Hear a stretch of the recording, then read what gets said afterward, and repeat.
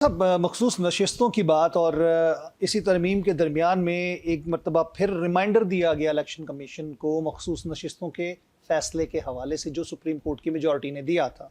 आप समझते हैं कि मखसूस नशिस्तों का फ़ैसला वो डिसाइसिव होगा और एक बहुत बड़ा जैसे कहते हैं कारी ज़रब होगी इस वक्त की पार्लियामेंट के ऊपर, अगर मनो उस तरह हुआ अमल दरामद?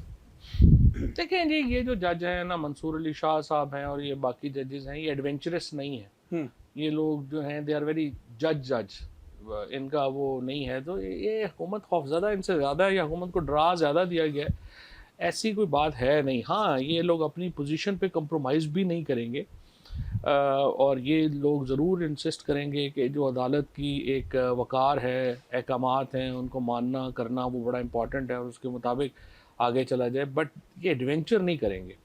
सो इसलिए ये मुझे नहीं लगता कि ये ख्वाजा आसफ़ वगैरह इस चीज़ को बढ़ाने के लिए ज़रूर उन्होंने बात की है, लेकिन मुझे नहीं लगता कि ये कोई हुकूमत को इसको को ख़तरा है या चीफ जस्टिस जो हैं वो कुछ ऐसा। हाँ, ये ज़रूर है कि फ़ायज़ ईसा तो आप देखें, कोई ऑनरेबल आदमी फ़ायज़ ईसा साहब की तरह तो एक्ट नहीं कर सकता।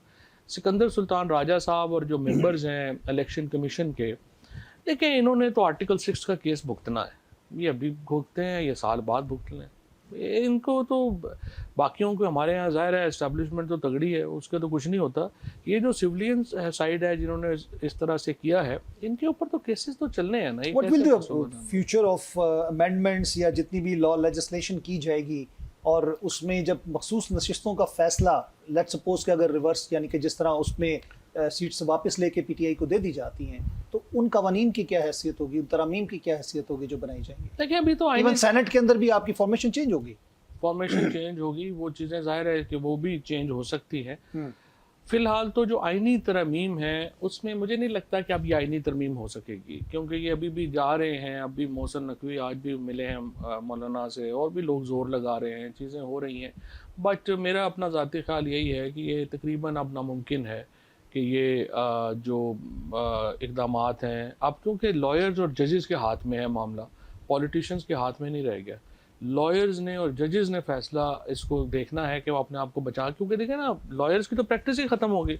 जब आपने आर्टिकल 199 रिस्ट्रिक्ट कर दिया और आपने कह दिया कि कोई मामला जिस पर प्ली आ जाएगी कि नेशनल सिक्योरिटी का मामला है तो वो आप नहीं सुन सकेंगे, वकील की तो आधी प्रैक्टिस ही ख़त्म हो गई।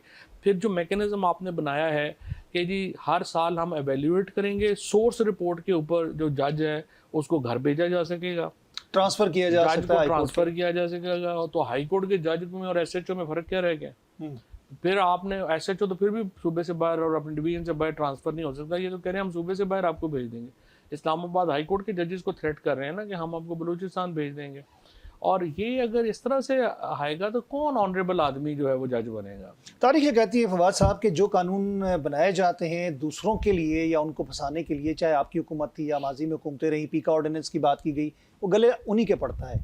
और आप समझते हैं कि जो कुछ यहाँ पे कवानीन बन रहे हैं, जिस तरह जलसे के हवाले से 8 सितंबर से पहले हमने देखा कि कानून बना दिया गया कि लॉफुल और अनलॉफुल असेंबली का तयन एक एसएचओ कर सकेगा, और बहुत सारी चीज़ों को मिला के उसकी परमिशन के हवाले से बिला जवाज़ अगर आप जलसा करते हैं इस्लामाबाद में, आप समझते हैं कि ये कानून जो है ये आगे के लिए तमाम जमातों के लिए, सिर्फ आपकी जमात के लिए नहीं, तमाम जमातों के लिए एक लटकती हुई तलवार होगी? तो अब देखें, इंटरनेशनल ऑर्गेनाइजेशंस ने इस लॉ को कह दिया है, एमनेस्टी ने डिक्लेयर कर दिया है कि एंटी डेमोक्रेटिक जो है वो लेजिस्लेशन है, और जाहिर है कि ये लेजिस्लेशन चैलेंज होगी और ये लेजिस्लेशन जो है it will not be able to implement. इसके ऊपर कितनी देर चल जाएगी? महीना, हफ्ता, इससे ज़्यादा तो नहीं। लेकिन आपकी तो बड़ी क़यादत को जो कुछ हुआ आपने देखा किस तरह गिरफ्तार किया गया, उसी की मद में पर्चे कटे। तो आप क्या समझते हैं कि ये कानून जब रिवर्स हो जाता है या उसको ख़त्म नहीं कर... तो एंटी टेररिज्म कोड क्या लगा दिया था, एंटी टेररिज्म मजाक बन गया है पाकिस्तान के अंदर। हर एक के ऊपर एंटी टेररिज्म लगा दिया। जी बिल्कुल, सारे लोगों पे पॉलिटिकल केसेस हैं, लोग भुगत रहे हैं।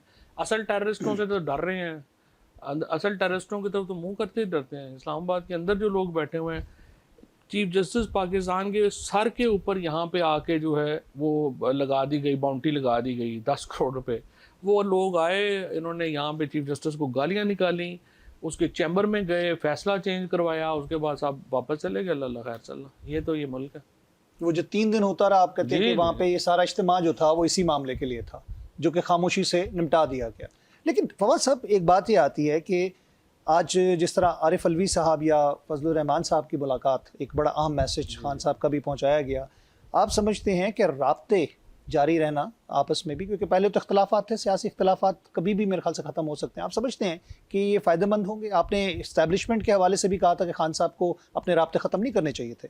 मैं तो फजलुर रहमान साहब से भी आपको पता है कि शुरू से ही कह रहा हूँ, असद कैसर साहब को सबसे पहले मैंने ही कहा था कि आप जाएं और जाके मिलें फजलुर रहमान साहब से, क्योंकि उनका मौक़िफ़ आपके मौक़िफ़ के बड़े नज़दीक है। और जाहिर है, देखें, ये जो सियासत है या ये जो इलेक्शन है, हम लोग बंदूकें उठा के तो नहीं लड़ सकते, ना ही हम ट्रेंड हैं इसके लिए। हमारे ये जो भी जदोजहद होनी है, हमारी तो सियासी जदोजहद।